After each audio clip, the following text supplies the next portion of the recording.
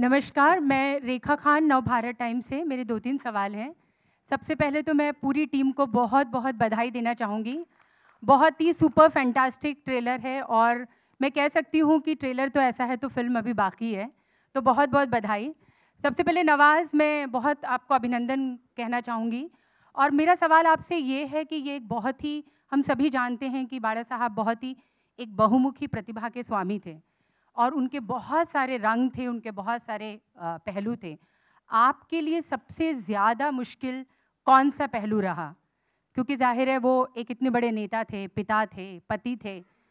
तो आपके लिए सबसे ज़्यादा कौन-सा पहलू जीना उनके लिए मुश्किल था? देखिए, उनका तो कोई भी पहलू बहुत आसान नहीं था, बहुत मुश्किल था, है ना? उसको निभाना और स्पेशली जो इनकी स्पीचेज़ थी, जो ईज़ था उनके पास टेक्निकली अगर मैं बात करूँ, तो जो ईज़ था उनके पास बात करने का और जो वो उनकी स्पीचेज़ जैसे आजकल देखा जाए तो वैसी नहीं थी, बहुत ही कन्वर्सेशनल होती थी। जैसे बात कर रहे हो, जैसे मेरे पास ऑडियंस को ऐसा फ़ील होता होगा उस वक़्त पे कि जैसे उनके पास बैठ के उनकी बातें सुन रहे हैं, उनकी उनको उनको बोल रहे हैं वो कुछ। उसको महसूस होता था, ऑडियंस को महसूस होता था। तो वो बातें करते थे, वो स्पीच नहीं होती थी उनकी। तो वो हमारे लिए सबसे बड़ा टास्क था एक्चुअली कि जब वो स्पीचेज़ हों, एक ईज़ हो और वो बिल्कुल लाइक कन्वर्सेशनल हो।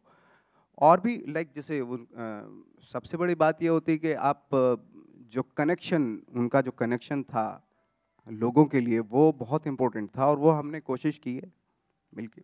तो नवाज़, ऐसा कह सकते हैं कि आप एक बायोपिक स्पेशलिस्ट बन गए हैं। मंटो में आपने बहुत बेहतरीन काम किया।